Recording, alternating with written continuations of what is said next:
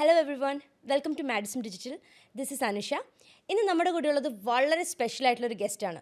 Someone who can speak a lot about cinema and friendship.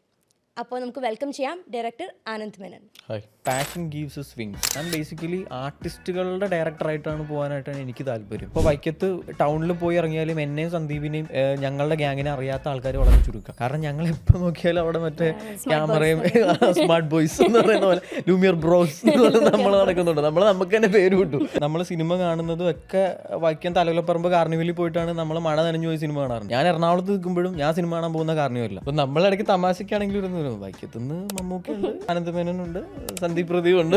ഇങ്ങനെയൊക്കെ വെറുതെ അന്ന് പറയുമായിരുന്നു. അതായത് കല്യാണ കച്ചേരി എന്ന് പറയുന്ന വെബ് സീരീസ് നിങ്ങൾ ചെയ്തിട്ടുണ്ട്. അതിന്റെ ക്രിയേറ്റീവ് ഡയറക്ടറാണ് നിതീഷ് സഹദേവ്. പുള്ളിയാണ് ഫാലുമിയുടെ ഡയറക്ടർ. ഫാലുമിയിലാണ് സന്ദീപ് ക്ലിക്ക് ആവുന്നത്. ഈ സന്ദീപിന്റെ കൂടെയാണ് നിങ്ങൾ ഷോർട്ട് ഫിലിം എടുത്ത് നടന്നത്.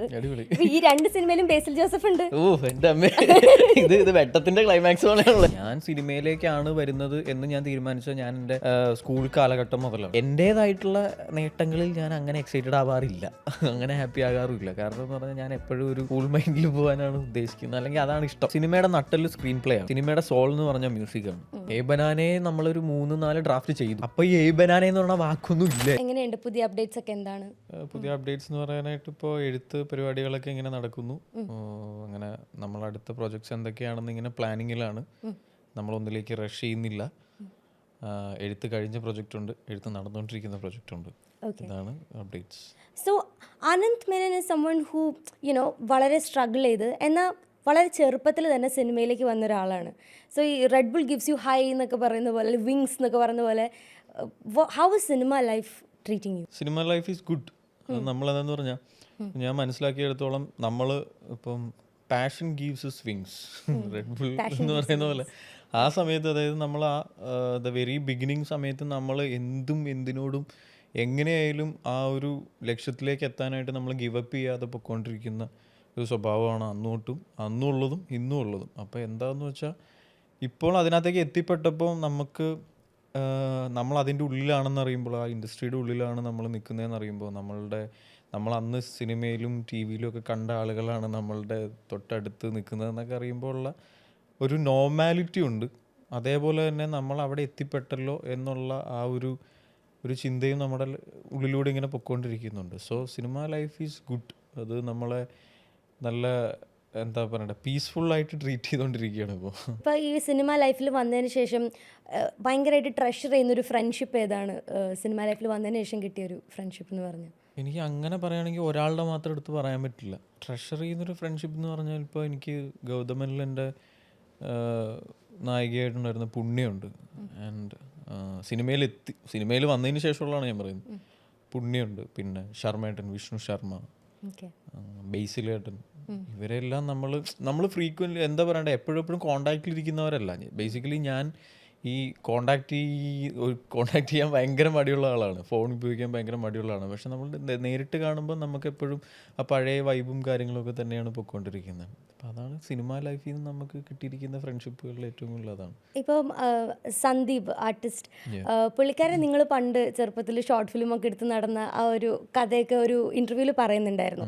അപ്പോൾ ആ ഒരു സമയത്ത് വളരെ ചെറുപ്പത്തിൽ നമുക്ക് പോയി ഷോർട്ട് ഫിലിം എടുക്കാം എന്ന് പറഞ്ഞിറങ്ങുന്ന ആ ഒരു കോൺഫിഡൻസ് ഉണ്ടല്ലോ, ആ ഒരു കോൺഫിഡൻസ് ഇപ്പം ഫിലിം ഡയറക്ടർ ആയതിനു ശേഷം ആനന്ദിന് ഉണ്ടായിട്ടുണ്ടോ? ഉണ്ട്, അത് തന്നെയാണ്, അങ്ങനെ തന്നെയാണ് പൊയ്ക്കൊണ്ടിരിക്കുന്നത്. കാരണം ഷോർട്ട് ഫിലിം എടുക്കുന്ന സമയത്ത് ഇപ്പം ഞാൻ പറയില്ല, നേരത്തെ പറഞ്ഞ നമ്മൾ നേരത്തെ ഇതനുസരിച്ചിട്ട് സിനിമ തന്നൊരു ഫ്രണ്ട്ഷിപ്പും സന്ദീപും ഞാനും തമ്മിൽ സിനിമയ്ക്ക് മുന്നേ ഉള്ള ഒരു ബ്രദർഹുഡാണ്.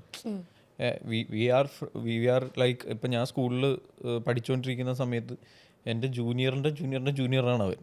അപ്പം യെസ് എന്ന് പറഞ്ഞാൽ 2-3 വയസ്സിന് എൻ്റെ അനിയന്മാരുടെ പ്രായമുള്ള, അങ്ങനെയാണ് നമ്മൾ വളർന്നു വന്നത്. അപ്പം നമ്മൾ അതിനകത്തേക്ക് വരുമ്പോൾ ആ സമയത്തായാൽ പോലും നമ്മളൊരു ഷോർട്ട് ഫിലിമിനെ കുറിച്ച് ചിന്തിക്കുമ്പോൾ നമ്മൾ ഇപ്പം ഷോർട്ട് ഫിലിംസ് ഇറങ്ങാത്തത് എന്താണ്, അല്ലെങ്കിൽ ഈ ഒരു കാലഘട്ടത്തിൽ ഇങ്ങനെ ഒരു ഷോർട്ട് ഫിലിം ഇറങ്ങിയിട്ടുണ്ടോ? ഇല്ല, ഇങ്ങനത്തെ ഒരു തീമിലോ ത്രെഡിലോ ഷോർട്ട് ഫിലിം ഇറങ്ങിയിട്ടില്ല എന്ന് വിചാരിച്ചിട്ട് തന്നെയാണ് നമ്മൾ ഓരോരോ സബ്ജക്റ്റിലേക്കും പൊയ്ക്കൊണ്ടിരിക്കുന്നത്. ഇന്നും അതേപോലെ തന്നെയാണ്. ഇന്നും നമുക്ക് ചെയ്യാൻ പറ്റാത്ത, അല്ലെങ്കിൽ ഇപ്പോൾ സിനിമ എന്ന് പറയുമ്പോൾ കുറച്ചുകൂടെ വലുതായി, അതായത് ഒരുപാട് സബ്ജക്റ്റുകൾ, ഒരുപാട് പരിപാടികൾ, ഒരുപാട് ത്രെഡുകൾ ഇപ്പോൾ ഇറങ്ങിയിട്ടുണ്ട്. പക്ഷേ ആ ഇറങ്ങിയതിൽ തന്നെ അതൊക്കെ ബ്രേക്ക് ചെയ്ത് എങ്ങനെ ഒരു പരിപാടി ചെയ്യാൻ പറ്റും എന്നുള്ളത് ഉദ്ദേശിച്ച് തന്നെയാണ് നമ്മൾ മുന്നോട്ട് പോകുന്നത്. ഇപ്പോഴും അതേ എടുത്തുചാട്ടം എന്ന് പറയാൻ പറ്റില്ല, എവിടെയെങ്കിലും എടുത്ത് ചാടുകയാണെന്നുണ്ടെങ്കിൽ അത് എന്താ പറയുക, നമ്മുടെ ചുറ്റുപാടുമുള്ള ഇപ്പം സന്ദീപ് ഉണ്ട്, അനുരാജ് ഉണ്ട്, ഇവരെല്ലാവരും കൂടി നമ്മളെപ്പോഴും ഒരു ഡിസ്കഷനിലായിരിക്കും പോകുന്നത്. അടുത്ത സിനിമ ഇങ്ങനെ ഒരു സബ്ജക്റ്റ് പരിപാടി ചെയ്യാം എന്നുള്ള ഡിസ്കഷനിൽ പോകുമ്പോൾ അത് ശരിയാവില്ല, അതിനിങ്ങനെ ഒരു പ്രശ്നമുണ്ട്, അല്ലെങ്കിൽ അത് കൊള്ളാം എന്ന് പറഞ്ഞിട്ട് ഇങ്ങനെയാണ് അത് അന്നത്തെ അതേ വൈബിൽ തന്നെയാണ് ഇന്നും പൊയ്ക്കൊണ്ടിരിക്കുന്നത്. ഇപ്പം ബേസിക്കലി എന്നെക്കുറിച്ച് ചോദിക്കുകയാണെങ്കിൽ ഞാനിപ്പോഴും അതേ ആ ഒരു ധൈര്യത്തോടു കൂടിയാണ് മുന്നോട്ട് പോകുന്നത്. കാരണം ഒരെണ്ണം തീരുമാനിച്ചു കഴിഞ്ഞാൽ അത് തീരുമാനിച്ചു, ആ തീരുമാനത്തിലാണ് മുന്നോട്ട് പോയിക്കൊണ്ടിരിക്കുന്നത്. ഈ ഒരു ചൈൽഡ്ഹുഡ് മെമ്മറീസ് എന്തൊക്കെയാണ് വിത്ത് യുവർ സിനിമ ഗ്യാങ്? ഇപ്പോൾ എത്ര പേരുണ്ടായിരുന്നു നിങ്ങൾ സിനിമ എടുക്കുന്ന ആൾക്കാരൊക്കെ? ഞങ്ങൾ ഇപ്പോൾ സിനിമയിൽ എത്തിപ്പെട്ടിരിക്കുന്ന ആൾക്കാരിൽ ഞാൻ, സന്ദീപ്, അനുരാജ്, നിതീഷ് ഏട്ടൻ, പിന്നെ ഇത്രയും പേരാണ് നമ്മൾ മൊത്തത്തിൽ. നിതീഷ് ആക്ച്വലി നിങ്ങൾ ചൈൽഡ്ഹുഡ് ഫ്രണ്ട്സ് ആണ്? ചൈൽഡ്ഹുഡ് എന്ന് പറയാൻ പറ്റില്ല, നമ്മളുടെ ഈ സിനിമയിലേക്ക് വരുന്നതിന് മുമ്പ് തൊട്ടുള്ള ഫ്രണ്ട്സാണ് നമ്മൾ. ഓക്കെ. ഞങ്ങൾ ചൈൽഡ്ഹുഡ് ഫ്രണ്ട്സ് എന്ന് പറയുമ്പോൾ ഇപ്പം ഞാനുണ്ട്, അനുരാജുണ്ട്, സന്ദീപ് ഉണ്ട്. ഞങ്ങൾ മൂന്നുപേരും മെമ്മറീസ് എന്ന് പറഞ്ഞാൽ ഒരുപാടുണ്ട്. ഇപ്പോൾ ഈ പറയുന്ന പോലെ നമ്മൾ വേറെ സിനിമകളുടെ സെറ്റിൽ പോയി നിന്നിട്ടുണ്ട്. എനിക്ക് ഏറ്റവും കൂടുതൽ ഞാനും സന്ദീപും തമ്മിലുള്ള മെമ്മറി എന്ന് പറയാനായിട്ട് ഞങ്ങൾ ഫസ്റ്റ് ഷോർട്ട് ഫിലിം ചെയ്ത സമയമുണ്ട്. സമയത്ത് അപ്പം ഞാൻ സിനിമ സെറ്റുകളിൽ അങ്ങനെ പോയി നിന്നിട്ടില്ല. അപ്പോൾ ഇവന് എങ്ങനെ ഒരു കോണ്ടാക്ട് ചെയ്തിട്ട് കോർഡിനേറ്ററിൻ്റെ കോണ്ടാക്ട് കിട്ടിയിട്ടുണ്ട്. അപ്പം 1983 എന്ന് പറയുന്ന സിനിമ അവിടെ വൈക്കത്ത് ഷൂട്ട് നടന്നുകൊണ്ടിരിക്കുന്ന സമയമാണ്. അപ്പം ആ സമയത്ത് ഞാൻ +2 ഒക്കെ കഴിഞ്ഞിരിക്കുന്നു, ഇവൻ 10ൽ പഠിക്കുകയാണ്. അപ്പം ഞങ്ങൾ പതുക്കെ ഇപ്പോൾ ഒരു ദിവസം രാത്രിയിൽ ഇവൻ 3 മണി എപ്പോഴോ വിളിച്ചിട്ട് പറഞ്ഞു, അനന്തേട്ടാ ഇങ്ങനൊരു സംഭവമുണ്ട്, അപ്പോൾ എന്നെ ഷൂട്ടിന് വിളിച്ചു, അഭിനയിക്കാൻ വിളിച്ചു എന്ന് പറഞ്ഞു എന്നെ വിളിച്ചു. അപ്പം ഞാൻ പറഞ്ഞു, എടാ എന്തീ പറയണേ? അത് അഭിനയിക്കാൻ വിളിച്ചു, നാളെ കാലത്ത് 6:30 നമുക്ക് ഇവിടെ എറണാകുളത്ത് എത്തണം. അപ്പം ഞാൻ പറഞ്ഞു, എറണാകുളത്ത് എവിടെ? ഇപ്പോൾ എറണാകുളം എൻ്റെ സ്ഥലമാണ്. ഞാൻ ചോദിച്ചു, എറണാകുളത്ത് എവിടെ എത്തണം എന്ന് ചോദിച്ചു. അവർ എറണാകുളത്ത് ഏതൊരു കോളേജ് പറഞ്ഞിട്ടുണ്ട്, ആ കോളേജിൽ എത്തണം എന്ന് പറഞ്ഞു. ശരി എന്ന് പറഞ്ഞു. അപ്പോൾ പറഞ്ഞു, എൻ്റെ കൂടെ വരാൻ ആരുമില്ല, അപ്പോൾ നമുക്കൊരുമിച്ചു. അപ്പോൾ ശരി എന്ന് പറഞ്ഞ് ഞാൻ, അപ്പം ആ സമയത്ത് എൻ്റെ കയ്യിൽ എന്താണ് സ്കൂട്ടറോ കാര്യങ്ങളോ ഒന്നുമില്ല, +2 കഴിഞ്ഞിട്ടിരിക്കുന്ന സമയമാണല്ലോ. ഞങ്ങൾ എന്ത് ചെയ്തു, വെളുപ്പിനെ എണീറ്റിട്ട് ഞങ്ങൾ ഇവിടുന്ന്, അപ്പോൾ വൈക്കം എന്ന് പറയുന്ന സ്ഥലം ശരിക്കും പറഞ്ഞാൽ അമ്പലമൊക്കെയുള്ള വലിയ എല്ലാവർക്കും അറിയാവുന്ന ഒരു സ്ഥലമാണ്. പക്ഷേ വൈക്കത്തെ ഏറ്റവും വലിയ പ്രശ്നം എന്ന് പറഞ്ഞാൽ എറണാകുളത്തേക്ക് ബസ്സില്ല. അതായത് അവിടേക്ക് ബാക്കി എല്ലാ സ്ഥലത്തേക്കും ബസ്സുണ്ട്, എറണാകുളത്തേക്ക് ബസ് വളരെ കുറവാണ്. പ്രൈവറ്റ് ഉണ്ട്, KSRTC ഇല്ല. അപ്പോൾ ഇങ്ങനെയാണ് പരിപാടി. അപ്പം ഞങ്ങൾക്ക് ആ സമയത്ത് പോരണമെന്നുണ്ടെങ്കിൽ ഞങ്ങൾ 5 മണിക്ക് അവിടെ നിന്ന് 4 മണിക്ക് എണീറ്റ് 4:30 5 മണിക്കുള്ള ഒരു ബസ്സിന് ഞങ്ങൾ കയറി കളമശ്ശേരി എത്തണമെങ്കിൽ 1.5 മണിക്കൂർ എടുക്കും ആ സമയത്ത്. അപ്പോൾ അങ്ങനെ 6 മണിക്ക് ഞങ്ങൾ കളമശ്ശേരിയിലെത്തി. എത്തിയിട്ട് ഞങ്ങൾ അവിടെ ചെന്നപ്പം എന്താണ് 1983യുടെ ഷൂട്ടാണ്. അപ്പോൾ എന്താണ് ഇവൻ ചെയ്യണേ, എന്താണ് പരിപാടി എന്ന് നമുക്ക് ആർക്കും അറിഞ്ഞുകൂടാ. അപ്പോൾ ഇവനും എന്തോ പരിപാടി ഉണ്ട്, ഇല്ലെങ്കിൽ നമ്മളെ വിളിക്കൂല അതൊക്കെ പറഞ്ഞിട്ട് നമ്മളവിടെ ചെന്നു. അങ്ങനെ ചെന്നപ്പോഴാണ് നമ്മൾ അറിയണേ അവിടെ ഒരുപാട് പിള്ളേരുണ്ട്, ആ പിള്ളേരുടെ കൂട്ടത്തിൽ നിൽക്കുന്ന ഒരു ചെറിയ പരിപാടിയാണെന്നുള്ള മനസ്സിലായത്. ബട്ട് നമ്മളത് ചെയ്തു. ഞാൻ നിന്നില്ല, കാരണം എനിക്ക് അന്ന് ആക്ടിങ് ഒരു പാഷനോ പരിപാടികളോ ഒന്നുമല്ല. ഇവനാണ് ആക്ടിങ് അപ്പോൾ പാഷനായിട്ട് നിൽക്കുന്നത്. അങ്ങനെ ഞങ്ങളവിടെ ചെല്ലുന്നു.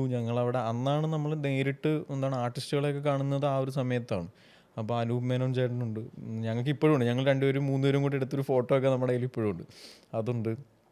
പിന്നെ അനൂപ് മേനോനുള്ള ഷോട്ട് ആണെങ്കിലും മറ്റേ ക്രിക്കറ്റ് അത് തന്നെ. ഇനിയിപ്പോ വീട്ടിൽ പോയിട്ട് അത് കണ്ടുപിടിക്കുന്നത് എനിക്കൊരു സ്വസ്ഥത. അതിനകത്ത് ഇതിനെ കാണാൻ പറ്റുമെന്ന് എനിക്കറിയില്ല. ഞങ്ങൾ രാവിലെ മുതൽ വൈകിട്ട് വരെ അവിടെ നിന്നു. അവസാനം അവിടുന്ന് നമ്മൾ തിരിച്ചു പോകുന്നു. ഇതായിരുന്നു നമുക്ക് അങ്ങനെയുള്ള ചെറിഷബിൾ ആയിട്ടുള്ള ഒരുപാട് മെമ്മറീസ് ഉണ്ട്. പിന്നെ നമ്മൾ എന്താ പറയണ്ട, അനുരാജിൻ്റെ കൂടെയാണെന്നുണ്ടെങ്കിലും സന്ദീപ് 18ാം പടി എന്ന് പറയുന്ന സിനിമയിലേക്ക് ഇതേപോലെ നിവിൻ പോളിയാണ്. ഇപ്പോൾ ഇവൻ ഭയങ്കര നിവിൻ പോളി ഫാനാണ്. അപ്പോൾ നിവിൻ പോളിയുടെ മറ്റേ ഇത് കണ്ടിട്ടാണ് ഇവൻ ഓഡീഷൻ അയച്ചു. അപ്പോൾ അതിപ്പം നമ്മളെല്ലാവരും പറഞ്ഞു ഓഡീഷൻ അയക്കുമെന്ന് പറഞ്ഞു. ഓഡീഷൻ അയച്ചിട്ട് അപ്പോൾ ഒരു ദിവസം കോൾ വന്നു. അപ്പം നമ്മളെല്ലാവരും ഹാപ്പി ആയി. അപ്പം അന്ന് എനിക്ക് നാനോ ഉള്ള സമയം, ഈ ഗൗതമൻ്റെ രഥത്തിന് യൂസ് ചെയ്യണ പോലത്തെ ഒരു നാനോ എൻ്റെ ലൈഫിലുണ്ടായിരുന്നു. അന്ന് എനിക്ക് നാനോ ഉള്ള സമയമാണ്. അപ്പോൾ അനുരാജും ഞാനും ഇവനും കൂടെ അപ്പോൾ എന്നാൽ പിന്നെ ഒന്നും കളയണ്ട, നമുക്കങ്ങ് പോയേക്കാം എന്ന് പറഞ്ഞ് അങ്ങനെ ഞങ്ങൾ ഇവിടുന്ന് ഒരു ദിവസം രാവിലെ ഇതേപോലെ ഒരു ഉത്രാടത്തിൻ്റെ അന്നാണ്, തിരുവോണത്തിൻ്റെ തലേ ദിവസമാണ് നമ്മൾ പോകുന്നത്. ഇവിടുന്ന് കാറെടുത്ത് നേരെ ഡ്രൈവ് ചെയ്ത് തിരുവനന്തപുരത്തെത്തി. അങ്ങനെ ഓഗസ്റ്റ് സിനിമാസിൻ്റെ അവരുടെ എന്തോ ഒരു സ്റ്റുഡിയോ ഫ്ലോർ പോലത്തെ ഒരു സ്ഥലത്തെത്തി. അവിടെ ചെന്നിട്ട് ഇവൻ അങ്ങനെ ഓഡീഷൻ കൊടുത്തിട്ടാണ് ഇവൻ 18ാം പടിയിലേക്ക് കയറുന്നത്. അപ്പം ഇത് ജേണി എന്ന് പറയുന്നത് ഇങ്ങനെയാണ്. ഇങ്ങനെ ഒരുപാട് മെമ്മറീസ് ഉണ്ട്. പിന്നെ വൈക്കത്ത് പറയുകയാണെന്നുണ്ടെങ്കിൽ എൻ്റെ ഇപ്പോൾ ഈ സിനിമയിൽ എത്തിപ്പെടാത്ത ഒരുപാട് പേരുണ്ട്. സിനിമയിൽ ഞങ്ങൾക്ക് വേണ്ടി മാത്രം ഷോർട്ട് ഫിലിം ചെയ്ത ഞങ്ങളുടെ ഒരു ഫ്രണ്ട്സ് ഗ്യാങ് ഉണ്ട്. അതാണ് ഇപ്പം എൻ്റെ കൂടെ പഠിച്ച കുറേ പേരുണ്ട്. അവരുമായിട്ടുള്ള മെമ്മറീസാണ് ഏറ്റവും കൂടുതൽ ഞങ്ങൾക്ക് കുറച്ചുകൂടി സിനിമയിലേക്ക് വരുന്നതിന് മുമ്പുള്ള കുറച്ച് ഇപ്പം ഞങ്ങൾ മിസ് ചെയ്യുന്നതും അത് തന്നെയാണ്. കാരണം ആരും ഇവിടെ ഇല്ല. എല്ലാവരും എബ്രോഡാണ്. ഇപ്പം നമ്മളെ സംബന്ധിച്ചിടത്തോളം നമ്മൾ വൈക്കം ബോട്ട് ജെട്ടിയിൽ പോയിരിക്കും. അത് നമ്മളുടെ മാത്രമായിട്ടുള്ളൊരു സ്ഥലമായിരുന്നു. ഇപ്പം മറ്റേ പ്രിയദർശൻ സാറിനും ലാലേട്ടനും ഒക്കെ മറ്റേ ട്രിവാൻഡ്രം കോഫി ഹൗസ് ഉള്ള പോലെ നമുക്ക് സ്വന്തമായിട്ടിരുന്ന ആ കായലിൻ്റെ കരയിൽ ഇരുന്നിട്ടാണ് നമ്മൾ ഓരോ ഷോർട്ട് ഫിലിംസും നമ്മൾ പ്ലാൻ ചെയ്തിരുന്നത്, ഞാൻ നറേറ്റ് ചെയ്തുകൊണ്ടിരുന്നിരുന്നത്. അപ്പോൾ അങ്ങനെയുള്ള മെമ്മറീസ് ഒക്കെയാണ് നമ്മുടെ കയ്യിലുള്ളത്. നമ്മളിപ്പോൾ മിസ് ചെയ്യുന്നതും അങ്ങനെയുള്ള മെമ്മറീസാണ്. ഈ എല്ലാ സ്കൂളിലും ഇതുപോലൊരു ഗ്യാങ് ഉണ്ടാവും ആക്ച്വലി, സിനിമ നന്നായി സംസാരിക്കുന്ന ഒരു ഗ്യാങ്. അപ്പോൾ ഈ വൈക്കം എന്ന് പറയുന്ന സ്ഥലം അതിനെ ഇൻഫ്ലുവൻസ് ചെയ്തിട്ടുണ്ടോ നിങ്ങളുടെ ആർട്ടിനെ? അല്ലെങ്കിൽ ഒരുപാടുണ്ട്. കാരണം എന്ന് പറഞ്ഞാൽ ഞങ്ങൾ ഷോർട്ട് ഫിലിം ചെയ്യുന്ന സമയത്ത് there was an evolution of something. അതായത് ഷോർട്ട് ഫിലിംസ് എന്ന് പറയുന്നത് മലയാളികൾക്ക് അറിയാൻ പാടില്ലാത്തൊരു സമയം ഉണ്ടായിരുന്നു. അപ്പം ഇപ്പോഴത്തെ അന്നത്തെ യങ് ആയിട്ടിരിക്കുന്ന കുട്ടികൾ ഏറ്റവും കൂടുതൽ യൂട്യൂബും കാര്യങ്ങളിലേക്കും ആക്സസ് ഉണ്ടായിരുന്ന അവർക്കാണ്. അപ്പോൾ എന്നെ പോലെയുള്ള അന്ന് സ്കൂളിൽ പഠിച്ചുകൊണ്ടിരുന്ന പിള്ളേർ അന്ന് കാണുന്ന ഷോർട്ട് ഫിലിംസ് ഷേ എന്ന് പറയുന്നതും മറ്റേ പ്രിയംവദ കാതരയാണോ ബേസിലേട്ടൻ്റെ പടവും ഇതൊക്കെയാണ് നമ്മൾ കണ്ടിട്ടുള്ളത്. അപ്പം ഞാൻ ഇത് കാണുന്ന ആ ഒരു സമയത്തും അത് കാണുന്നതിന് മുമ്പും ഷോർട്ട് ഫിലിംസ് എന്ന് പറയുന്ന ഒരു ഐഡിയ എൻ്റെ തലയിൽ ഫീഡ് ചെയ്ത് തന്നത് വിനായകൻ എന്ന് പറയുന്ന എൻ്റെ ഒരു ഫ്രണ്ടാണ്. അത് വിനായകൻ വാഴയിൽ കോട്ടയം നാസിറിക്കയുടെ അനിയനായിട്ട് അഭിനയിച്ചിട്ടുണ്ട്. അപ്പോൾ വിനായകനാണ് എൻ്റെ തലയിൽ ഇങ്ങനെ ഫീഡ് ചെയ്ത് തരുന്നത്. അപ്പം ഞാൻ അങ്ങനെ എന്നാൽ പിന്നെ നമുക്ക് എടുക്കാം എന്ന് പറഞ്ഞിട്ട് ഞാനും അവനും കൂടെ ചേർന്നിട്ടാണ് ഫസ്റ്റ് ഇവിടെ ഒരു ചെറിയ പല ക്യാം എടുത്തിട്ട് ഒരു ചെറിയ കഥയൊക്കെ ഉണ്ടാക്കി അതൊക്കെ ഷൂട്ട് ചെയ്ത് അത് എഡിറ്റ് ചെയ്ത് പ്രോസസ്സ് ചെയ്തൊക്കെ വന്നുകൊണ്ടിരിക്കുന്ന സമയത്താണ് ഓക്കെ എൻ്റെ സ്കൂളിൽ അറിയുന്നത് ഞാൻ ഇങ്ങനെ ഷോർട്ട് ഫിലിം ചെയ്യുന്നുണ്ടെന്നുള്ളത്. അപ്പം അതിനുശേഷം എന്താ പറയുക, ഈ പറഞ്ഞ പോലെ നമ്മൾ ആ ഷോർട്ട് ഫിലിംസ് എന്ന് പറയുന്ന ഒരു പ്രോസസ്സ് ഇങ്ങനെ ഒരു സാധനം ഉണ്ട് എന്നറിഞ്ഞു. നമ്മൾ ആദ്യത്തെ ഷോർട്ട് ഫിലിം ചെയ്യുന്ന സമയത്തായാലും വൈക്കത്ത് ആയാലും നമ്മളുടെ ഇവിടെ എറണാകുളത്തായാലും ഞങ്ങൾ രണ്ട് ഭാഗത്തും ചെയ്തുകൊണ്ടിരിക്കുന്ന സമയത്ത് അവർക്ക് ഇത് പിള്ളേർ ക്യാമറ ആയിട്ട് നടക്കുന്നു എന്നുള്ളൊരു ഫീലാണ്. But when it came serious നല്ല കോണ്ടന്റ് പുറത്തേക്ക് കൊടുക്കാൻ തുടങ്ങിയപ്പോഴത്തേക്കും അവിടുത്തെ ഇപ്പോൾ വൈക്കത്ത് പോയി ടൗണിൽ പോയി ഇറങ്ങിയാലും എന്നെയും സന്ദീപിനെയും ഞങ്ങളുടെ ഗ്യാങ്ങിനെ അറിയാത്ത ആൾക്കാർ വളരെ ചുരുക്കം. കാരണം ഞങ്ങൾ എപ്പോൾ നോക്കിയാലും അവിടെ മറ്റേ ക്യാമറയും സ്മാർട്ട് ബോയ്സ് എന്ന് പറയുന്ന പോലെ ലൂമിയർ ബ്രോസ് നമ്മൾ നടക്കുന്നുണ്ട്. നമുക്ക് തന്നെ പേര് കിട്ടും. അങ്ങനെ ഒരു ഗ്യാങ് അവിടെ ഇപ്പോഴും നമ്മളവിടെ ചെല്ലുമ്പോൾ നമുക്ക് അറിയാൻ പറ്റുന്നുണ്ട്. ഇപ്പം സന്ദീപിൻ്റെ ഇതെല്ലാം നീ ലൂമിയർ ബ്രോ അല്ലേടാ എന്ന് പറഞ്ഞ് ചോദിക്കുന്ന ആൾക്കാരുണ്ട്. അപ്പോൾ അങ്ങനെയാണ്. അപ്പം അവിടുത്തെ നാട്ടുകാർ നമ്മൾ ഒരുപാട് ഹെൽപ്പ് ചെയ്തിട്ടുണ്ട്, എസ്പെഷ്യലി ഫ്രം വൈക്കം. കാരണം നമ്മൾ വൈക്കത്തമ്പലത്തിൽ ഇരിക്കുമ്പോഴും തരുൺ ചേട്ടൻ ഈസ് വൺ ഓഫ് ദാറ്റ് ഗായ്. അതായത് വൈക്കത്ത് ഷോർട്ട് ഫിലിംസ് ചെയ്ത് ഞങ്ങൾ ഇടയ്ക്ക് വെച്ച് പമ്പിൽ വെച്ച് കാണും. ഏറ്റവും കൂടുതൽ തരുൺ ചേട്ടനും സന്ദീപും ഞാനും പമ്പിൽ വെച്ചാൽ കാണുന്നത്. എപ്പോഴും പെട്രോൾ അടിക്കാൻ പോകുമ്പോൾ തരുൺ ചേട്ടൻ വരും, എന്തായി ഷോർട്ട് ഫിലിം. ഞാൻ പറയും ഇങ്ങനെയൊക്കെ നടക്കുന്നു ചേട്ടൻ, ഇപ്പോൾ ഒരെണ്ണം പ്ലാനിങ് കൊണ്ടുവരാന്നൊക്കെ പറഞ്ഞ് ഇങ്ങനെ പോവും. അപ്പൊ അവിടുത്തെ സിനിമാക്കാരായി അല്ല ഞങ്ങൾ എന്ത് ചെയ്യാനാ. അതിപ്പോ അങ്ങനെയാണ് വൈക്കത്തിന്റെ ഹൃദയം തകരുന്നുണ്ടാവും. അതാണ് പറയുന്നത്, നമ്മളവിടെ ഇരിക്കുമ്പോൾ നമ്മളുടെ ചർച്ചകളും നമ്മൾ പുറത്തേക്ക് പോകുമ്പോഴും നമ്മൾ സിനിമ കാണുന്നതും ഒക്കെ വൈക്കം തലകുലപ്പറമ്പ് കാർണിവലിൽ പോയിട്ടാണ്. നമ്മൾ മഴ നനഞ്ഞു പോയി സിനിമ കാണാറുണ്ട്. ഞാൻ എറണാകുളത്ത് നിൽക്കുമ്പോഴും ഞാൻ സിനിമ കാണാൻ പോകുന്ന കാർണിവലില്ല. കാരണം എനിക്ക് എല്ലാവരും അവിടെയാ. ഞാൻ ഇവിടുന്ന് വെളുപ്പിനെ എണീറ്റ് ബൈക്ക് എടുത്തിട്ട് ഞാൻ മഴയാണെങ്കിൽ മഴ നനഞ്ഞ് പോയി കണ്ട സിനിമകളുണ്ട്. അപ്പോൾ ആ നാട് നമ്മളെ ഇൻഫ്ലുവൻസ് ചെയ്ത് വളരെ വളരെ വളരെ അധികം ഇൻഫ്ലുവൻസ് ചെയ്തിട്ടുണ്ട്. എസ്പെഷ്യലി മമ്മൂക്കയുടെ നാട്. മമ്മൂക്കയുടെ നാടെന്ന് പറയുമ്പം വൈക്കം മുഹമ്മദ് ബഷീറിന്റെ നാടെന്ന് പറയുമ്പോഴത്തേക്കും നമുക്കും അപ്പം നമ്മളന്ന് പറയും അങ്ങനെ അത്രയൊന്നും ആയിട്ടില്ല. അപ്പോൾ നമ്മളിടയ്ക്ക് തമാശക്കാണെങ്കിലും ഇരുന്ന് വൈക്കത്തുനിന്ന് മമ്മൂക്കയുണ്ട്, ആനന്ദമേനോനുണ്ട്, സന്ദീപ് പ്രദീപ് ഉണ്ട്, ഇങ്ങനെയൊക്കെ വെറുതെ അന്ന് പറയുമായിരുന്നു. അപ്പോൾ അതാണ് വളരെയധികം ഇൻഫ്ലുവൻസ് ചെയ്തിട്ടുണ്ട്. നിങ്ങൾ ഈ ഫ്രണ്ട്സിൻ്റെ ഈ കണക്ഷനെ പറ്റി ഞാൻ ചോദിക്കാൻ കാരണം ഞാൻ കാര്യമായിട്ടൊരു കണക്ഷൻ കണ്ടുപിടിച്ചിട്ട് വന്നിട്ടുണ്ടായിരുന്നു. അതായത് കല്യാണ കച്ചേരി എന്ന് പറയുന്ന വെബ് സീരീസ് നിങ്ങൾ ചെയ്തിട്ടുണ്ട്. അതിൻ്റെ ക്രിയേറ്റീവ് ഡയറക്ടറാണ് നിതീഷ് സഹദേവ്. അപ്പോൾ പുള്ളിയാണ് ഫാലുമിയുടെ ഡയറക്ടർ. ഫാലുമിയിലാണ് സന്ദീപ് എന്താവുന്നത്, ക്ലിക്ക് ആവുന്നത്. ഈ സന്ദീപിന്റെ കൂടെയാണ് നിങ്ങൾ ഷോർട്ട് ഫിലിം എടുത്ത് നടന്നത്. ഈ രണ്ട് സിനിമയിലും ബേസിൽ ജോസഫ് ഉണ്ട്. ഓൾസോ ഇത് സന്ദീപ് ഫാൻസ് എത്ര പേർക്ക് അറിയുന്ന അറിയത്തില്ല. അതായത് കല്യാണ കച്ചേരിയിൽ VFXും DAയും ചെയ്തത് സന്ദീപാണ് അല്ലേ. പിന്നെ അതുപോലെ തന്നെ ഗൗതമന്റെ രഥത്തിൽ മോഷൻ പോസ്റ്റർ ചെയ്തതും സന്ദീപാണ്. പുള്ളിക്ക് ഇതൊക്കെ വശമുണ്ട്. ഞങ്ങളൊരു കംപ്ലീറ്റ് പാക്കേജ് ആയിട്ടാണ് മൊത്തം എടുക്കാറ്. ഇപ്പം അത് ഇപ്പോൾ സന്ധ്യയും ഞാനും കൂടെ കൂടുമ്പോൾ ഉള്ള ഗുണങ്ങൾ ഇപ്പം നിതീഷ് ഏട്ടനിലേക്ക് എത്തുന്നത് എങ്ങനെയാണെന്ന് ഞാൻ പറഞ്ഞുതരാം. അതായത് ഇതിൻ്റെയൊക്കെ മെയിൻ പോയിന്റ് എന്ന് പറയുന്നത്, അല്ലെങ്കിൽ ഇതിൻ്റെ മൂലാധാരം എന്ന് പറയുന്നത് ശാന്തി മുഹൂർത്തം എന്ന് പറയുന്ന ഞാൻ സന്ധ്യയും കൂടെ ചെയ്ത്, ഞാൻ ഡയറക്റ്റ് ചെയ്ത് എഴുതി ഡയറക്റ്റ് ചെയ്ത് സന്ധ്യ അഭിനയിച്ച് ഞങ്ങൾ അതിൻ്റെ പോസ്റ്റ് പ്രൊഡക്ഷൻ ഡബ് ഒഴിച്ച് ബാക്കി എല്ലാ പോസ്റ്റ് പ്രൊഡക്ഷനും ചെയ്തത് ഞാനും സന്ധ്യയും കൂടെയാണ്. അതിൻ്റെ സൗണ്ട്, മ്യൂസിക്, എഡിറ്റ് ഞാൻ ചെയ്തു. DI, VFX, ടൈറ്റിലിംഗ് പരിപാടി സന്ദീപ് ചെയ്തു. അപ്പോൾ ഞങ്ങൾ ഇങ്ങനെയാണ് ഞങ്ങൾ first of all post production. ഞങ്ങൾ സിനിമയിൽ അഭിനയിക്കണം എന്നുള്ള ആഗ്രഹം അവന് തോന്നിയ സമയത്തായാലും എനിക്ക് സിനിമ ചെയ്യണം എന്ന് തോന്നിയ സമയത്തായാലും ഞങ്ങൾക്ക് ഒറ്റയ്ക്ക് എങ്ങനെ ഒരു സിനിമ ഉണ്ടാക്കാം എന്നുള്ളതാണ് നമ്മൾ ചിന്തിച്ചത്. അപ്പോൾ അവനെ സംബന്ധിച്ചുള്ളത് അവന് VFX ഭയങ്കര ഇഷ്ടമുള്ള കാര്യങ്ങളായിരുന്നു, എനിക്ക് എഡിറ്റിംഗ് ആയിരുന്നു ഇഷ്ടം. അപ്പം ഞാൻ സിനിമ ചെയ്യണം എന്നുണ്ടെങ്കിൽ ആദ്യം ഒരു കഥ വേണം, അല്ലെങ്കിൽ ഒരു സ്ക്രീൻ പ്ലേ വേണം. ഞാൻ സ്ക്രീൻ പ്ലേ എഴുതിയിട്ട് ഞാനത് ഷൂട്ട് ചെയ്തപ്പോൾ ഇതെങ്ങനെ ഇത് സിനിമ പോലെ ആക്കണ്ടേ, അപ്പോൾ എഡിറ്റിംഗ് വേണം. അപ്പോൾ എഡിറ്റിംഗ് ചെയ്തപ്പോൾ എനിക്ക് എഡിറ്റിംഗ് ഇഷ്ടപ്പെട്ടു. അങ്ങനെയാണ് ഞാൻ എഡിറ്റിംഗ് എന്ന് പറയുന്ന പ്രോസസ്സിലേക്ക് ഞാൻ തിരിയുന്നത്.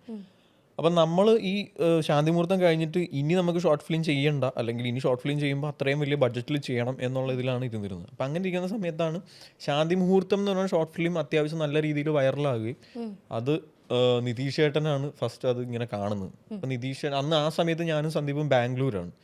അപ്പോൾ നിതീഷ് ഏട്ടൻ അങ്ങോട്ട് വന്നു, നമ്മളായിട്ട് മീറ്റ് ചെയ്യുന്നു. അപ്പം നമുക്ക് നിതീഷ് ഏട്ടനാക്കിയിട്ടുള്ള വൈബ് ഭയങ്കരമായിട്ട് ഇഷ്ടപ്പെട്ടു. ഇപ്പം അതാ പറഞ്ഞത്, ഞങ്ങൾ ഈ 3 പേരും തമ്മിലൊരു ബ്രദർഹുഡാണ് എപ്പോഴും വർക്കൗട്ട് ആവുന്നത്. അപ്പോൾ എനിക്കെന്തെങ്കിലും ഇതുണ്ടെങ്കിൽ ഞാൻ നിതീഷ് ഏട്ടനെ വിളിക്കും. നിതീഷ് ഏട്ടനെ വിളിച്ചിട്ട് ഞാൻ പറയും, അപ്പോൾ ഇങ്ങനെ പറയാം, ആടാ നീ അങ്ങനെ പിടിക്കുക. ഇങ്ങനെയാണ് നമ്മൾ പൊക്കോണ്ടിരിക്കുന്നത് ആ സമയം മുതൽ. ഇപ്പോൾ എല്ലാവരും നിങ്ങളെപ്പറ്റി പറയുന്നൊരു കാര്യം, നിങ്ങൾ 24-ാമത്തെ വയസ്സിൽ ആദ്യത്തെ സിനിമ ചെയ്തു എന്ന്. അപ്പോൾ പല ആൾക്കാരും ഈ ഒരു സിനിമയിലേക്ക് എത്തിപ്പെടാനുള്ള ഒരു പ്രോസസ്സ് സ്റ്റാർട്ട് ചെയ്യുന്നത് പല ഏജിലായിരിക്കുമല്ലോ. അപ്പോൾ how long it took you ആ ഒരു ഡെബ്യൂയിലേക്ക് എത്താനായിട്ട് എത്ര വർഷം എടുത്തു നിങ്ങൾ? ഞാൻ ഒരു ബ്രേക്ക് ഷോർട്ട് ഫിലിംസ് എന്ന് പറയുന്ന ഒരു ബ്രേക്ക് എന്ന് പറയുന്നത് 2016 മുതലാണ് ഞാൻ എടുക്കുന്നത്. ഐ ടുക്ക് അങ്ങനെ പറയുകയാണെന്നുണ്ടെങ്കിൽ I took almost 2 years. 2 years എന്ന് പറയുന്നത് ഞാൻ കംപ്ലീറ്റ് ബ്രേക്ക് എടുത്തു ഞാൻ. പക്ഷെ അപ്പോഴും ഞാൻ സിനിമ എന്ന് പറയുന്ന പ്രോസസ്സിലേക്കുള്ള എഴുത്തിലേക്കായിരുന്നു ഞാൻ പൊയ്ക്കൊണ്ടിരുന്നത്. I was doing a script and I have completed it. I have pitched it with different producers. അപ്പോൾ ആ സമയത്ത് എനിക്ക് ഇത്രയും പോലും പ്രായമില്ല, ഈ ഗൗതമൻ ചെയ്യുന്ന സമയം പോലും പ്രായമില്ല. അപ്പോൾ ഒരു 21-22 ഇയേഴ്സിലാണ് ഞാൻ 21 ഇയേഴ്സിലാണ് ഞാൻ ആ സ്ക്രിപ്റ്റ് പിച്ച് ചെയ്തുകൊണ്ടിരിക്കുന്നത്. അപ്പോൾ ആ ഒരു ടൈം ഗ്യാപ്പിൽ നമ്മൾ പ്രൊഡ്യൂസേഴ്സിൻ്റെ അടുത്ത് പോകുമ്പം എന്താണെന്ന് പറഞ്ഞാൽ ഇവൻ വേറെ പടങ്ങളും ചെയ്തിട്ടില്ല, അപ്പോൾ ഇവൻ്റെ പ്രായം ഇത്രേ ഉള്ളൂ. ആ ഒരു പ്രോസസ്സിലാണ് ആ സ്ക്രിപ്റ്റ് പോയത്. അപ്പോൾ നമ്മൾ ഇത്ര നേരം സംസാരിച്ച പോലെ തന്നെ ഈ 24-ാമത്തെ വയസ്സിൽ യു ആർ ടെല്ലിങ് ആർട്ടിസ്റ്റ് അല്ലെങ്കിൽ people twice your age what to do on set, right? ഒത്തിരി സീനിയർ ആയിട്ടുള്ള ആർട്ടിസ്റ്റുകൾ നിങ്ങൾ ആ സമയത്ത് ഡയറക്റ്റ് ചെയ്യേണ്ട ഒരു അവസ്ഥ വന്നിരുന്നു. അപ്പോൾ അങ്ങനെ ഒരു അവസ്ഥ വരുന്ന സമയത്ത് ഈ പറഞ്ഞ പോലെ ആരെയും അസിസ്റ്റും ചെയ്തിട്ടില്ല അല്ലേ? അപ്പോൾ എങ്ങനെയാ അതൊരു ഫ്രീക്കിംഗ് ഔട്ട് അങ്ങനെ ഒരു മൊമെൻ്റ് ആയിരുന്നു? അതൊരു പേടിയായിരുന്നു? ആ സമയത്ത് ഇപ്പോഴത്തേക്കാളും കുറേയൊക്കെ ധൈര്യം ആ കാര്യത്തിലുണ്ടായിരുന്നു എന്നാണ്. അഹങ്കാരം എന്നൊക്കെ പറയാൻ പറ്റില്ല, വേണമെങ്കിൽ അങ്ങനെ സംസാരിക്കുക. അതല്ല, ആ സമയത്ത് നമുക്ക് ഒബ്വിയസ്ലി നമ്മൾ അവിടെയാണ് ഞാൻ പറയുന്നത്, നമ്മൾ ഇത്രയും നാളും എന്താ പറയണ്ടേ, നമ്മൾ മെൻ്റലി പ്രിപ്പയർ ആവുക എന്ന് പറയുന്നൊരു പരിപാടിയുണ്ട്. ഞാൻ സിനിമയിലേക്കാണ് വരുന്നത് എന്ന് ഞാൻ തീരുമാനിച്ചത് ഞാൻ എൻ്റെ സ്കൂൾ കാലഘട്ടം മുതലാണ്. അന്ന് മുതലേ ഞാൻ ഫിലിം സ്റ്റാർസിനെ കാണുമ്പോഴോ അല്ലെങ്കിൽ ഡയറക്ടേഴ്സിനെ കാണുമ്പോഴോ I'm not getting excited, because ഞാനും അവരുടെ കൂട്ടത്തിൽ ഒരാളാകാൻ പോകുന്ന ഒരാളാണെന്നുള്ള മെൻ്റൽ പ്രിപ്പറേഷനിലാണ് നമ്മൾ പൊയ്ക്കൊണ്ടിരുന്നത്. അതൊക്കെ അന്നത്തെ കാലത്തെ അഹങ്കാരം എന്ന് വേണമെങ്കിൽ പറയാം, മനസ്സിലായോ? പക്ഷേ when I was doing Gauthaman, ആ സമയത്ത് എനിക്ക് അതിനെ ഏറ്റവും കൂടുതൽ എനിക്ക് ആ ഒരു ഫയർ ഇട്ട് തന്നത് എനിക്ക് രഞ്ജി സാറാണ് എനിക്ക് ആ ഫയർ ഇട്ടുന്നത്. കാരണം എനിക്ക് ബേസിലേട്ടനായാലും നീരജ് ചേട്ടനായാലും ഈ പറഞ്ഞ പോലെ നമ്മളെല്ലാവരും ആ ഒരു വൈബിൽ പൊയ്ക്കൊണ്ടിരിക്കുന്ന ഒരു പരിപാടിയാണ്. അപ്പം രഞ്ജി സാർ വന്നപ്പം രഞ്ജി സാർ എന്താ വെച്ച് പറയാ എന്നുള്ള ഒരു ഇതിൽ ഇങ്ങനെ ഇരിക്കുന്ന സമയത്ത് രഞ്ജി സാർ ഒരു ദിവസം ഷോട്ട് ഇങ്ങനെ എടുത്തുകൊണ്ടിരിക്കുന്ന സമയത്ത് 1-2 ടേക്കുകൾ പോയി ഇങ്ങനെ, അത് വേറൊന്നും കൊണ്ടല്ല, സ്ലാങ് പിടിക്കുന്നത് കൊണ്ടാണ്. അപ്പം സ്ലാങ് പിടിക്കുന്നത് കൊണ്ട് ടേക്സ് ഇങ്ങനെ പോയപ്പം എനിക്കത് കുറച്ച് കഴിഞ്ഞപ്പോൾ അത് റീടേക്ക് പോകാനായിട്ട് എനിക്കൊരു ബുദ്ധിമുട്ട് വന്നപ്പോൾ രഞ്ജി സാർ എന്നെ മാറ്റി നിർത്തിയിട്ട് പറഞ്ഞു, നീ ഇതിൻ്റെ ഡയറക്ടറാണ്, ഇപ്പം പുള്ളി ഭയങ്കര രസമായിട്ടാണ് പറയണത്, ഞാൻ ഇതിൻ്റെ ആക്ടറാണ്, അപ്പോൾ ഇതിനകത്ത് വേറൊന്നും ചിന്തിക്കേണ്ട കാര്യമില്ല, ഇത് നീ പറയുന്നത് ചെയ്യാനാണ് ഞാനിവിടെ കാശ് വാങ്ങിച്ചു വന്നിരിക്കുന്നത്, അപ്പോൾ എത്ര വേണമെങ്കിലും നിനക്ക് സാറ്റിസ്ഫൈഡ് ആവുന്ന അത്രയും പോകണം എന്നുള്ള ആ ഒരു കോൾ എനിക്ക് കുറച്ചുകൂടെ ഒന്ന് ബൂസ്റ്റപ്പ് ചെയ്ത് തന്നത് രഞ്ജി സാറാണ്. So like how do you express your happiness, അല്ലെങ്കിൽ ഒരു പ്രൗഡ് കാര്യം ഉണ്ടല്ലോ, നമ്മുടെ കൂടെയുള്ള ഫ്രണ്ട്സ് എല്ലാവരും ഇപ്പോൾ ഫിലിംസ് ചെയ്യുന്നു, ഭയങ്കര ഫാൻസ് ഒക്കെ ആയിട്ട് നടക്കുന്നു. So how happy and proud you are? I M super happy and super proud, because ഞാൻ ഇപ്പം പറയാം, ഏറ്റവും കൂടുതൽ ഇപ്പം സന്ദീപിൻ്റെ കാര്യം പറയുകയാണെങ്കിലും അനുരാജിൻ്റെ കാര്യം പറയുകയാണെങ്കിലും എല്ലാവർക്കും ഒരു നല്ല കാലം ഉണ്ടായത് അല്ലെങ്കിൽ നല്ലൊരു ടൈം ഉണ്ടാവുന്ന ഒരുമിച്ചാണ് എന്നുള്ളതിലാണ് എനിക്ക് ഏറ്റവും കൂടുതൽ ഹാപ്പി ആവുന്നത്. ഇപ്പം നമുക്കിപ്പോൾ നമ്മൾ നന്നായി കഴിഞ്ഞാൽ നമ്മുടെ കൂടെയുള്ള ആൾക്കാരെ നന്നാക്കാൻ പറ്റും. അപ്പോൾ ഇപ്പം അങ്ങനെ നോക്കുകയാണെങ്കിൽ ഞങ്ങൾ 3 പേരും അല്ലെങ്കിൽ 4 പേര്, നിതീഷേട്ടനും കൂടെ അതിനകത്ത് കൂട്ടണം, 4 പേര് ഒരു സ്ക്വയറായിട്ട് ഇങ്ങനെ നിൽക്കുന്നത് കാരണം there are openings for our people. ഞങ്ങളുടെ പുറകിൽ ഇപ്പോൾ വരാനായിട്ട് നിൽക്കുന്ന ഒരുപാട് പേർക്ക് അതൊരു ഓപ്പർച്യൂണിറ്റിയാണ്, ഒരുപാട് പേർക്ക് ഒരു ഓപ്പണിംഗ് ആണ്. അപ്പോൾ എന്തുകൊണ്ടും സൂപ്പർ പ്രൗഡ് ആൻഡ് സൂപ്പർ ഹാപ്പിയാണ്. പിന്നെ എൻ്റേതായിട്ടുള്ള നേട്ടങ്ങളിൽ ഞാൻ അങ്ങനെ എക്സൈറ്റഡ് ആവാറില്ല, അങ്ങനെ ഹാപ്പി ആകാറുമില്ല. കാരണം എന്ന് പറഞ്ഞാൽ ഞാൻ എപ്പോഴും ഒരു കൂൾ മൈൻഡിൽ പോകാനാണ് ഉദ്ദേശിക്കുന്നത്, അല്ലെങ്കിൽ അതാണ് ഇഷ്ടം. ആനന്ദിൻ്റെ 2 സിനിമകളിലും കുറേ ഹിറ്റ് പാട്ടുകൾ വന്നിട്ടുണ്ട്. ഇപ്പോൾ ഉയിരേ കവരും എന്നുള്ള പാട്ട്, പിന്നെ അതുപോലെ വാഴയിലത്തെ 2 പാട്ടും, ഏ ബനാനയും ഭയങ്കര ഹിറ്റായി, അതിമനോഹരവും ഭയങ്കര ഹിറ്റായി. So Anand is A singer.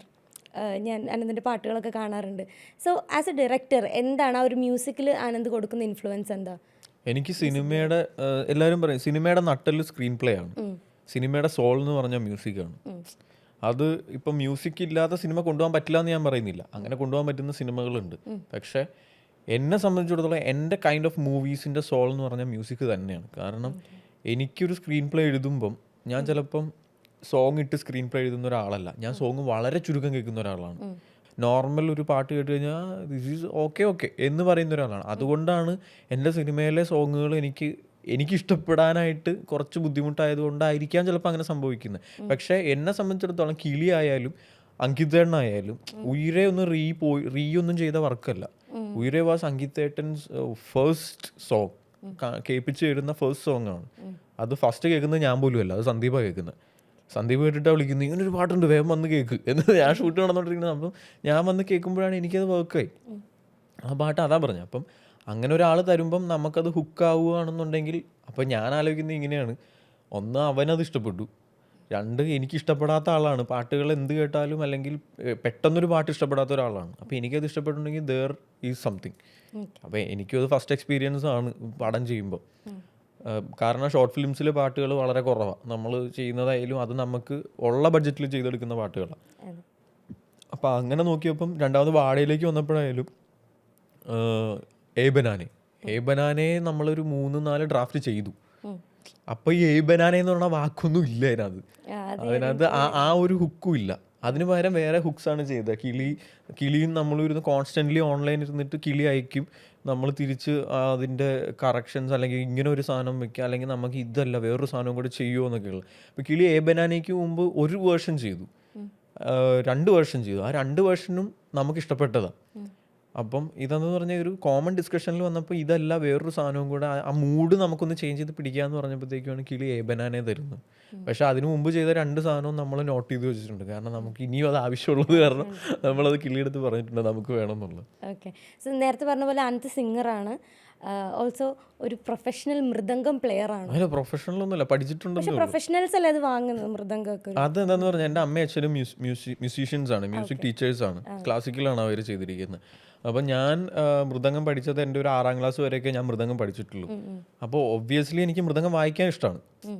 അപ്പം മൃദംഗം ഇവിടെ വീട്ടിലൊരു മൃദംഗം ഉണ്ടായിരുന്നു. അതും വീട്ടിലുള്ള മൃദംഗം ഈ പറഞ്ഞ പോലെ ഞാൻ ഈ ഷൂട്ടും സമയം കാര്യങ്ങളൊക്കെ ആയത് കാരണം വായിക്കാതെ എൻ്റെ അച്ഛൻ്റെ അമ്മയുടെയും ഫ്രണ്ട്സ് എടുത്തുകൊണ്ട് പോകും. എന്ന് പറഞ്ഞാൽ അവർ മൃദംഗിസ്റ്റുകളുണ്ട്, അവർ ഈ മൃദംഗം എടുത്തുകൊണ്ട് പോകും. അത് കഴിഞ്ഞിട്ട് പിന്നെ കിട്ടാറില്ല. അങ്ങനെ വല്ലപ്പോഴും വീട്ടിൽ ഞാൻ വരുമ്പോൾ, ഇപ്പോൾ വാഴ കഴിഞ്ഞിട്ട് ഷൂട്ടും എല്ലാം കഴിഞ്ഞ് ഒരു വലിയൊരു ബ്രേക്കിന് ശേഷം വീട്ടിലെത്തിയപ്പോഴാണ് മൃദംഗം ഞാൻ വായിച്ചത്. അപ്പം അങ്ങനെ വളരെ ഒക്കേഷണലി മാത്രം അത് യൂസ് ചെയ്യുന്നു. അമ്മയായിട്ടുള്ള വീഡിയോസ് കാണാറുണ്ട്, മൃദംഗം വായിക്കുന്ന, പാട്ട് പാടുന്നു. അപ്പോൾ ഈ ഒരു ഫാമിലി ആയിട്ടുള്ള ഒരു മ്യൂസിക് ബോണ്ടിങ് എങ്ങനെയാണ്? കുടുംബമേ സംഗീത കുടുംബം തന്നെയാണ് അത്. അമ്മ അച്ഛൻ അവർ രണ്ടുപേരും ക്ലാസിക്കൽ സിംഗേഴ്സാണ്. പിന്നെ മൃദംഗം എന്ന് പറയുന്നത് ഞാൻ ഇടയ്ക്ക് ഇരുന്ന് ജാം ചെയ്യാറുള്ളതേ ഉള്ളൂ. അപ്പം മൊത്തത്തിൽ ആ ഒരു റാപ്പാണ്. ഇപ്പം അതുകൊണ്ടാണ് ഞാനിപ്പോൾ ഈ പറഞ്ഞ പോലെ ഈ യങ്ങർ ഏജിൽ എനിക്ക് ആദ്യം സിനിമ ചെയ്യാൻ പറ്റിയത് അതുകൊണ്ടാണ്. അതാണ് ബിക്കോസ് ഞാൻ ഇപ്പോഴും പറയുന്ന കാര്യം എന്ന് പറയാനായിട്ട് എനിക്ക് മനസ്സിലായ കാര്യം കേട്ടോ. ഞാൻ ഇപ്പോഴും നമ്മളുടെ പാസ്റ്റിലേക്ക് ചിന്തിക്കുമ്പോൾ ഒരു 18 years കഴിഞ്ഞിട്ട് കോളേജിലൊക്കെ ചേരുന്ന സമയത്ത് ചെയ്യുന്ന ക്രിയേറ്റിവിറ്റി എന്ന് പറഞ്ഞാൽ പീക്കാണ്. ആ പീക്ക് ലെവൽ ക്രിയേറ്റിവിറ്റിയാണ്. അതിവിടെ പല പാരൻസും മനസ്സിലാക്കുന്നില്ല എന്നുള്ളതാണ് എനിക്ക് മനസ്സിലായിട്ടുള്ള കാര്യം. അത് വളരെ ചുരുക്കം പേര് അത് എന്താ പറയേണ്ടത് എക്സ്ട്രാക്ട് ചെയ്ത് കുട്ടികളിൽ നിന്ന് എടുക്കുമ്പോഴാണ് ഇവിടെ ഇപ്പം പല ആർട്ടിസ്റ്റുകളായാലും സിംഗേഴ്സ് ആയാലും ഇൻസ്ട്രുമെൻറ്റ്സ് യൂസ് ചെയ്യുന്നവരായാലും അവരൊക്കെ ഇപ്പം ഈ ലൈം ലൈറ്റിൽ നിൽക്കുന്നത് അവരുടെ പാരൻസിൻ്റെ ആ ഒരു എക്സ്ട്രാക്ഷൻ ഐഡിയ കൊണ്ടാണ്. അത് കഴിഞ്ഞു കഴിഞ്ഞാൽ ഇപ്പം ചിലപ്പോൾ അത് പിന്നെ നമുക്ക് നമ്മുടെ ജീവിത സാഹചര്യങ്ങൾ കൊണ്ട് ചിലപ്പോൾ അത്രയും പീക്ക് ലെവലിലേക്ക് നമുക്ക് എത്തിക്കാൻ പറ്റിയെന്ന് വരില്ല. അതുകൊണ്ടായിരിക്കാം ഞാൻ ചിലപ്പോൾ അങ്ങനെ. ആനന്ദിന്റെ പാരന്റ്സ് വളരെ സപ്പോർട്ടീവ് ആയിരുന്നു ആ കാര്യത്തിൽ. സപ്പോർട്ടീവ് ആയിരുന്നു and they had their tensions. ഇപ്പം ഞാൻ പറയാം, അവർ ഒബ്വിയസ്ലി മ്യൂസീഷ്യൻസ് ആകുമ്പോൾ അവർക്കറിയാം ഈ കലയായിട്ട് മാത്രം എങ്ങനെ ഫാമിലി കൊണ്ടുപോകാൻ പറ്റുമോ എന്നുള്ള ബുദ്ധിമുട്ട് അവർക്ക് പേടിയുണ്ടായിരുന്നു, നല്ല പേടിയുണ്ടായിരുന്നു. കാരണം എന്ന് പറഞ്ഞാൽ എന്ത് ഇത് പരിപാടി എന്നുള്ള ഇതുണ്ടായിരുന്നു. പിന്നെ നമുക്ക് ഈ അവാർഡ്സ് അല്ലെങ്കിൽ നമ്മളുടെ ഷോർട്ട് ഫിലിംസ് എല്ലായിടത്തും ഒരു ചർച്ചാ വിഷയം അല്ലെങ്കിൽ ഇത്രയും വൈറലാവുകയും ഒക്കെ ചെയ്യുമ്പോഴാണ് അവർക്ക് അവരുടെ മുന്നിൽ വെച്ചിട്ട് അത് കാണുമ്പോഴാണ് അവർ അതിനകത്തേക്ക് ഇതാവുന്നത്, അല്ലെങ്കിൽ അവർ അതിനകത്തേക്ക് അക്സെപ്റ്റഡ് ആവുന്നത്. അപ്പോൾ അതിനകത്തേക്ക് എത്താനായിട്ടുള്ളൊരു ടൈം പീരീഡ് എന്തായാലും എടുത്തിട്ടുണ്ടായിരുന്നു. ഓക്കെ. നിങ്ങൾ ചെറുപ്പത്തിൽ സിനിമ സെറ്റുകളിൽ പോകുന്ന കാര്യം പറഞ്ഞപ്പോൾ എല്ലാവർക്കും സിനിമ എന്ന് പറയുന്നത് ഭയങ്കര ഒരു വലിയ സ്വപ്നം, അങ്ങനെ ഒരു സ്ഥലം, അവിടെ എത്തിപ്പെട്ടവർ രക്ഷപ്പെട്ടു എന്നുള്ളൊരു കാര്യമുണ്ട്. പക്ഷേ ഈ സിനിമയിൽ എന്താ പറയുക, ഭയങ്കര ടൈറ്റ് ആയിട്ടുള്ള ഭയങ്കര ഹാർഷ് ആയിട്ടുള്ള ഷെഡ്യൂൾസ് ഉണ്ട്. ഇപ്പം എൻ്റെ കുറച്ച് അസിസ്റ്റൻ്റായിട്ട് വർക്ക് ചെയ്യുന്ന ഫ്രണ്ട്സൊക്കെ പറയും, ഒരു 48 മണിക്കൂർ ഇതുവരെ നിർത്തിയിട്ട് 72 മണിക്കൂർ കഴിഞ്ഞു, ഇതുവരെ 3 ദിവസമായി ഉറങ്ങിയിട്ടില്ല എന്നൊക്കെ പറയും. അപ്പോൾ പൊതുവേ കേൾക്കുന്നൊരു കാര്യമാണ് ചില സിനിമ സെറ്റുകളിൽ ഒരു മാസത്തെ ഷെഡ്യൂളൊക്കെ കഴിയുമ്പോഴത്തേക്ക് എല്ലാവരും കിടപ്പിലാവുന്നുള്ളത്. അത് സത്യമാണോ? വളരെ സത്യമാണ്. കാരണം നമ്മളിപ്പം ഗൗതമൻ ചെയ്ത സമയത്ത് അത്രയും ഉണ്ടായിരുന്നില്ല. കാരണം ഗൗതമൻ ഷെഡ്യൂൾ ബ്രേക്സ് ഉണ്ടായിരുന്നു. അത് വേറൊന്നും കൊണ്ടല്ല, നമ്മൾക്ക് കാലാവസ്ഥ മഴയൊക്കെ വന്നപ്പോഴത്തേക്കും പിന്നെ നൈറ്റ് ഷൂട്ട്സ് ഗൗതമനിൽ വളരെ കുറവായിരുന്നു. ഉണ്ടായിരുന്നില്ല എന്ന് പറയുന്നില്ല, ഉണ്ടായിരുന്നു. പക്ഷെ വാഴ എന്ന് പറഞ്ഞ സിനിമ ചെയ്ത സമയത്ത് നമുക്ക് നൈറ്റ് ഷൂട്ട്സ് ഈ പറഞ്ഞ പോലെ 24 hours നമ്മൾ പോയ ദിവസങ്ങളുണ്ട്. കാരണം വേറൊന്നും കൊണ്ടല്ല, നമ്മളെ മഴ ബാധിക്കുന്നു, ഡേറ്റ്സ് ബാധിക്കുന്നു. ലൊക്കേഷൻ്റെ ഡേറ്റാണ് ആർട്ടിസ്റ്റ് ഡേറ്റിനേക്കാളും കൂടുതൽ നമുക്ക് ഇമ്പോർട്ടൻ്റ് ആയിട്ടുണ്ടായിരുന്നു. കോളേജ് ഉണ്ടായിരുന്നു, ഹോസ്പിറ്റൽ ഉണ്ടായിരുന്നു. അപ്പം ഇതൊക്കെ അങ്ങനെ വരുമ്പോഴത്തേക്കും നമ്മൾ വർക്ക് ചെയ്തേ പറ്റൂ. ഇപ്പം ഈവൻ ഞാൻ തന്നെ ഒരു 10 പ്രാവശ്യം അവിടെ ഇരിങ്ങാലക്കുട ഹോസ്പിറ്റലിൽ എന്നെ ഇപ്പോൾ ഭയങ്കര കമ്പനി, എനിക്ക് എപ്പോൾ വേണേൽ കയറിച്ചല്ല, അങ്ങനെയുള്ള പരിപാടിയാണ്. നമ്മുടെ പിള്ളേരവിടെ ഞാനവിടെ കുറേ അഡ്മിറ്റ് ആയി. അതെ, എനിക്ക് ഈ പറഞ്ഞ പോലെ മരുന്നും ട്രിപ്പും കാര്യങ്ങളൊക്കെ അവിടെ ഇട്ടിട്ടുണ്ട്. അതേപോലെ നമ്മുടെ അസോസിയേറ്റ് അസിസ്റ്റൻസ് എല്ലാവരും അവിടെ കയറിയിട്ടുണ്ട്. ഈവൻ DOPക്ക് വരെ ഇടയ്ക്ക് ഭയങ്കര ഡൗൺ ആയിട്ട് അവിടെ അഡ്മിറ്റ് ആയിട്ടുണ്ട്. കാരണം അതിങ്ങനൊരു ഹെക്റ്റിക്കായിട്ട് കുറേ ദിവസങ്ങൾ പോകുമ്പം കാലാവസ്ഥ നമ്മൾ ഷൂട്ട് ചെയ്യണത് 38 ഡിഗ്രിയിലും 40 ഡിഗ്രിയിലും ഒക്കെയാണ് നമ്മൾ ഷൂട്ട് ചെയ്യണത് ആ സമയത്ത്. അപ്പോൾ അതെല്ലാം ബാധിക്കും. ഈ സോഷ്യൽ മീഡിയയിൽ വൈൻസ് ഒക്കെ ചെയ്ത് നടക്കുന്ന ആൾക്കാരെ വെച്ചിട്ടാണ് നിങ്ങൾ വാഴ എടുത്തത്. അപ്പോൾ ആ സമയത്ത് ഞാനും എൻ്റെ ഫ്രണ്ട്സൊക്കെ പറയാറുണ്ട്, ഇങ്ങനെ വൈൻസൊക്കെ ചെയ്ത ആൾക്കാർ പടത്തിലൊക്കെ എത്തിയിട്ട് അവർ കഷ്ടപ്പെടുന്നുണ്ട്, അവർ ഇങ്ങനെ വയ്യാതെ കിടപ്പായിട്ടുണ്ടാവും എന്നുള്ളത്. അപ്പോൾ ഒരു പടം മൊത്തം അങ്ങനത്തെ പിള്ളേരെ വെച്ച് ചെയ്യാനായിട്ട്, അതായത് നമ്മൾ അങ്ങനത്തെ ടാലൻസിനെ കണ്ടുപിടിച്ച് ഒരു പടം ചെയ്യുന്നു. അപ്പോൾ ആ ഒരു കോൺഫിഡൻസ് എന്താണ് അവർ കാണുന്ന ഒരു സ്പാർക്ക്? ഫ്രഷ്നെസ്. കാരണം വൈൻസിൽ എല്ലാവരും കാണുന്നുണ്ട്. അപ്പോൾ എല്ലാവരും വിചാരിക്കും, വൈൻസിൽ കാണുന്നുണ്ടല്ലോ, ഒരു സിനിമയിൽ വരുമ്പം ഈ ഫ്രഷ്നെസ് ഉണ്ടാവും എന്നുള്ളത്. അതല്ല, എല്ലാം കൂടെ ഒരു മിക്സ് ആയിട്ടുള്ളൊരു ക്യാരക്ടറിലേക്ക് വരുമ്പോഴാണ് ആ ഫ്രഷ്നെസ് ഇരിക്കുന്നത്. അതേപോലെ സിജു അതിനകത്തേക്ക് വരുമ്പോൾ, കാരണം ഒരു റൊമാൻറ്റിക് ആയിട്ടുള്ള ഒരു ക്യാരക്ടറായിട്ട് വരുമ്പോൾ, അല്ലെങ്കിൽ എന്താ പറയണ്ട മണ്ടത്തരം കാണിക്കുന്ന ഒരു ക്യാരക്ടറായിട്ട് സിജു, അനുരാജ്, ജോമോൻ എല്ലാവരും വരുമ്പോൾ ആ ഫ്രഷ്നെസ് ആണ് അവിടെ ഏറ്റവും കൂടുതൽ. ഹാഷിറിനെ നിങ്ങളെല്ലാവരും കണ്ടിട്ടുണ്ട്. ഹാഷിറും ഈ പറഞ്ഞ പോലെ ആ ഒരു മിനിറ്റിൻ്റെ അപ്പുറത്തേക്ക് ഒരു സിനിമയിലേക്ക് വരുമ്പോൾ ഒരു സീനിൽ ഹാഷിർ എങ്ങനെ പെർഫോം ചെയ്യുന്നു എന്നുള്ളതിലാണ് ആ സിനിമയുടെ അല്ലെങ്കിൽ ആ ഒരു റാപ്പോ കംപ്ലീറ്റ് ആവുന്നത്. അപ്പം ഞാൻ എപ്പോഴും ചിന്തിക്കുന്ന ആ ഫ്രഷ്നെസ് തന്നെയാണ്. നമ്മളിപ്പം എന്താ പറയുക, ഗൗതമൻ ചെയ്ത സമയത്തും അവിടെ ഇമോഷൻ എന്ന് പറയുന്ന ഏറ്റവും ഇന്നും ആ റീല് കിടന്ന് വർക്കൗട്ട് ആവുന്ന ബേസിലേണിൻ്റെ റീലാണ്. കാരണം ബേസിലേണിനെ അത്രയും നാളും എല്ലാവരും കണ്ടുകൊണ്ടിരിക്കുന്നത് ഇമോഷൻ ചെയ്തിട്ടില്ല എന്നല്ല, പക്ഷെ അത്രയും ലെവൽ ഓഫ് ഇമോഷൻസ് ചിലപ്പോൾ ആൾക്കാർ കണ്ടിട്ടുണ്ടാവില്ല. പിന്നെ പറയുന്ന കാര്യങ്ങളും വേറൊരു മീറ്ററിലാണ് പറയുന്നത്. അപ്പം അങ്ങനെ ഒരാളെ നമ്മൾ ഇമോഷൻ ചെയ്യിപ്പിക്കുമ്പോൾ ബേസിലേണിനും അത് ചെയ്യണമെന്ന് ആഗ്രഹമുണ്ട്. നമ്മൾക്കത് ചെയ്യിപ്പിച്ച് അത് ഭയങ്കര ഗുഡായിട്ട് വരുമ്പോഴത്തേക്കും നമുക്ക് കിട്ടുന്ന ഒരു കിക്കും വേറെയാണ്. എക്സ്പ്ലോറിങ് ആർട്ടിസ്റ്റ്, ഞാൻ ബേസിക്കലി ആർട്ടിസ്റ്റുകളുടെ ഡയറക്ടറായിട്ടാണ് പോകാനായിട്ടാണ് എനിക്ക് താല്പര്യം. പെർഫോമൻസ് ആണ്. നമ്മൾ സ്ക്രിപ്റ്റ് എത്രയൊക്കെ എഴുതി വെച്ചാലും, ഇപ്പം വാഴയിൽ നമ്മൾ സ്ക്രിപ്റ്റ് എന്ന് പറയുന്ന സാധനത്തിനേക്കാളും കൂടുതൽ നമ്മൾ സ്ക്രിപ്റ്റ് എഴുതി വെച്ചിട്ടുണ്ടെങ്കിൽ പോലും, നമ്മൾ റീവർക്ക് ചെയ്തിട്ടുണ്ടെങ്കിൽ പോലും, അതിനകത്ത് ആർട്ടിസ്റ്റുകളുടെ കയ്യിലേക്ക് കൊടുത്തിട്ട് നമ്മളത് ഇംപ്രവൈസ് ചെയ്യിപ്പിക്കുമായിരുന്നു. അത് എന്താ പറയണ്ടേ, അതിനകത്ത് വേറൊരു ഭംഗിയാണ് ഉള്ളത്. ഇപ്പം ഈ വാഴയിലത്തെ ഈ പറയുന്ന പുതുമുഖങ്ങളെ ഈ ഒരു ക്യാരക്ടറിന്റെ വെസലിലേക്ക് ആക്കുന്ന കാര്യം പറഞ്ഞല്ലോ, ആദ്യത്തെ ഒരു 3 ദിവസം എല്ലാ ആർട്ടിസ്റ്റുകളും ക്യാരക്ടറിലേക്ക് വരാൻ കുറച്ച് സമയം എടുക്കും. അപ്പോൾ ആ 3 ദിവസങ്ങളാണ് നമ്മളുടെ ആ ക്യാരക്ടറിലേക്ക് ഇവർ വരാനായിട്ട് നമ്മളൊരു ഡയറക്ടർ എന്നുള്ള രീതിക്ക് നമ്മൾ അവരെ പറഞ്ഞ് അതിനകത്തേക്ക് കൊണ്ടുവരുന്ന പരിപാടികളിലേക്ക് കൊണ്ടുവരേണ്ട ഒരു സമയം. ആ 3 ദിവസങ്ങൾ കഴിഞ്ഞാൽ അത് പിന്നെ അവരതായി, ആർട്ടിസ്റ്റുകൾ അതായി. അപ്പം ആ ഒരു എഫേർട്ട് ഡയറക്ടർ എപ്പോഴും എടുക്കേണ്ട ഒരു പരിപാടിയാണ്. ഇപ്പോൾ വാഴയിലായാൽ പോലും നമ്മൾ അങ്ങനെ ചെയ്യേണ്ടതെന്ന് പറയാനായിട്ട് ഓരോരുത്തരുടെ, ഇപ്പം വിഷ്ണു എന്ന് പറഞ്ഞ ക്യാരക്ടർ, അമിതേട്ടൻ ചെയ്ത ക്യാരക്ടർ ഇങ്ങനെ ആയിരിക്കും. അയാൾ എന്താണ്, ഒരു പാവമാണ്, അയാളുടെ വീട്ടിൽ ഇങ്ങനെ ഒരു പ്രശ്നങ്ങളുണ്ട്, അത് കാരണം അയാൾ ഫ്രണ്ട്സിൻ്റെ ഇടയിലാണ് അയാൾ ഹാപ്പി ആവുന്നത്.